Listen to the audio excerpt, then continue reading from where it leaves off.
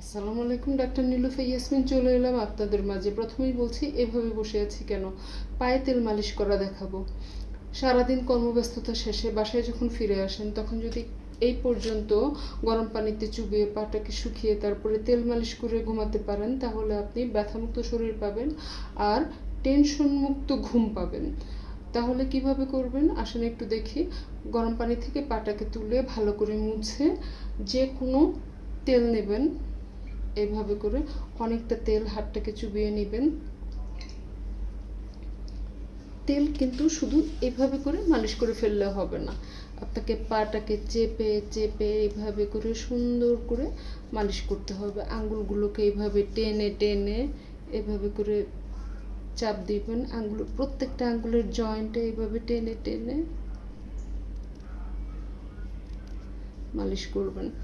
এইভাবে একটু প্রেশার দিয়ে দিয়ে, কারণ আমাদের লিভার, কিডনি, মস্তিষ্ক সব কিছুর সংযোগস্থল এই পায়ে আছে।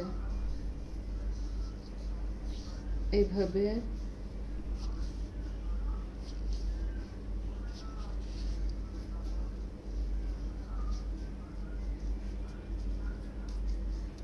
5 মিনিট গরম পানিতে পা চুবিয়ে আর 5 মিনিট এইভাবে যদি মালিশ করে শুতে পারেন, তাহলে পরিবর্তন নিজেই বুঝতে পারবেন। আজকে থেকেই শুরু করেন এই অভ্যাস, তারপরে পরিবর্তন আপনি কমেন্টে জানাবেন। ভালো থাকবেন, ভালো লাগলে শেয়ার করবেন, আমার চ্যানেলটি সাবস্ক্রাইব করে দিবেন। আল্লাহ হাফেজ।